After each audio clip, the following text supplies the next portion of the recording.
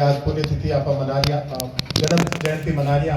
उन्होंने श्री चरणों में सादर वंदन करूं, नमन करूं। उन्होंने आदरणीय सम्मानित मंच और आप सब अलग अलग ठिकाना पधारी उड़ा सता और जनाना सता।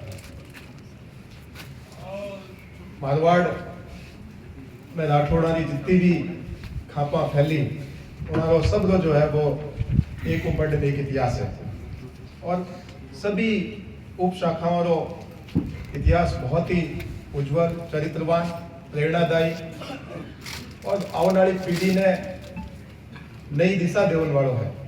लेकिन बहुत एड़ो समय भी बीतियो जब अपन इतिहास के प्रति जागृति बहुत कम आई और अलग अलग खापा इतिहास रो लेखन धीरे धीरे कम रह गयो। तो मैंने बहुत खुशी हुई 2012 में जब राजा साहब गजेंद्र सिंह जी साहब एक मार्फत संदेश फरमायो कि वे आप रे वंश रे गौरवशाली इतिहास माते एक पुस्तक रो लेखन करावनी चाहे। तो उन्हीं समय मारो ननियाल पीलवा है, तो एक पीलवेरा मारा मामोसा रा बेटा राजा साहब रे संपर्क में हाँ महेंद्र सिंह जी पीलवा। वे मैंने सूचना दी कि राजा साहब आप रे गौरवशाली पूर्वजों रो इतिहास रो लेखन कराना चाहे। तो उन्हीं समय हमारी भी कुछ रिश्तेदारियां परिवार भी कर्मसोता में है, कोयला और आसपास के गाँव में। तो उन वजहों उठाला सरदार भी फरमाता रहता है कि भाई हमारे परिवार माते भी की आप लिखो। तो इस तरह से 2012 में पहली बार मैं खिमसरगढ़ में आया और राजा साहब से भेंट हुई। राजा साहब ने फरमाया कि मेरे पूर्वजों ने बहुत सामग्री संकलित की है। राजा साहब केसरी सिंह साहब और ओंकार सिंह साहब के समय में बहुत सारे ख्यातें और ऐतिहासिक दस्तावेजों का संग्रह हुआ है, उनका आप अध्ययन कर लें और उसके बाद हमारे गौरवशाली इतिहास का लेखन शुरू करें। तो इस तरह से ये काम शुरू हुआ।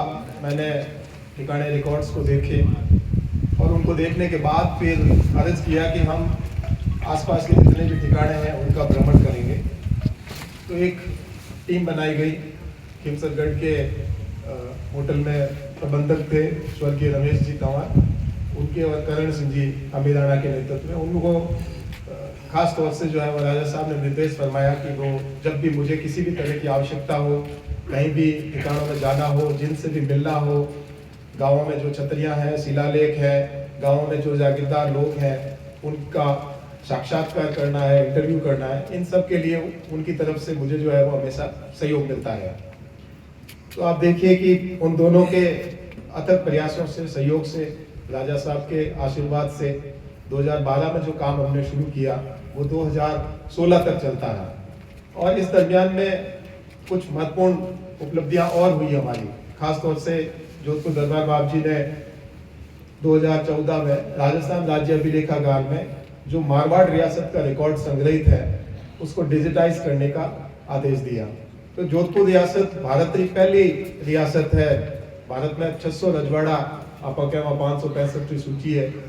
तो उनमें 117-18 जो का महत्वपूर्ण रजवाड़ा है वो एक मारवाड़ है। और मारवाड़ रा शासक रिया पहली कि वे रियासत जो कि भारत में विलीनीकरण हुई 1949 में, तो वह वाणो जितो भी दस्तावेज है, रिकॉर्ड्स है, वे सब सरकार ने सौंप दिया। इन आशय साथ है कि सरकार वाने बहुत व्यवस्थित तरीके में राखेला, उड़ाना उपयोग आने वाली पीढ़ियां कर सकेला। लेकिन 1956 में जब राजस्थान राज्य अभिलेखागार बनियो तो उठे वो सारो राजस्थान की 19 ही रजवाड़ा जो रिकॉर्ड है वो उठे भेज दियो गयो।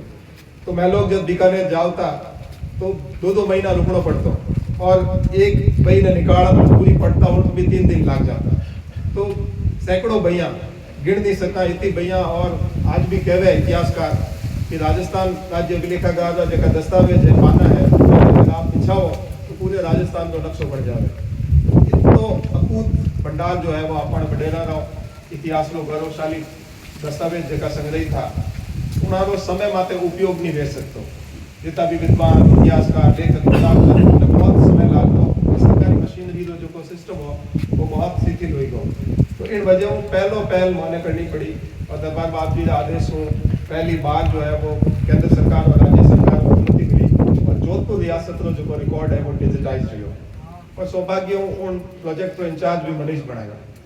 तो मैंने बहुत अवसर मिलियो और वे करीब करीब जबकि 600 भैया प्रमुख भैया हैं जिनमें मारवाड़ रा जितना भी ठिकाना है हर ठिकाने वाला पट्टाओं लेन सरदाऊ लेन नकलाऊ लेन सारा दस्तावेज जगह जागीरदारा ने साथे और राज परिवार का जगह आदान प्रदान रहता वे सगड़ा रिकॉर्ड्स माने बहुत सुविधा के साथ पढ़ने में मिल गया।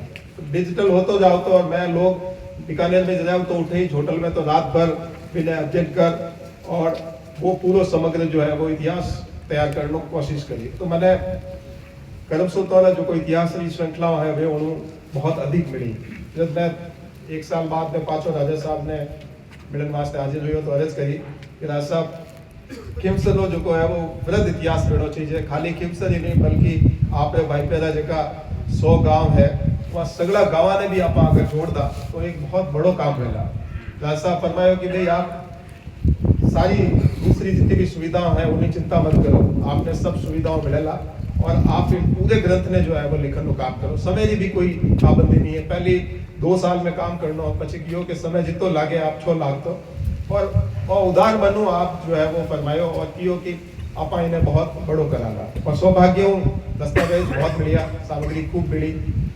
सैकड़ों दस्तावेजों को देखने के बाद जब लिखने का काम शुरू हुआ तो फिर हमने एक और अर्ज किया राज साहब से कि अपने जितने भी राव भाट हैं मैं उन्हें भी आज याद करना चाहूँगा।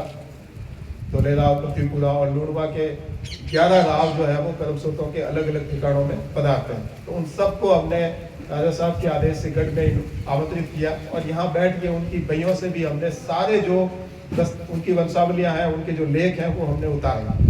करीब 20-25 दिन हमको लगे सब दावों के साथ बैठ के और एक एक नोट्स हमने रजिस्टरों में बना के वो एक रिकॉर्ड दस्तावेज अलग से बनाया जो भविष्य में आगे खिमसर के इतिहास में और भी काम आएंगे।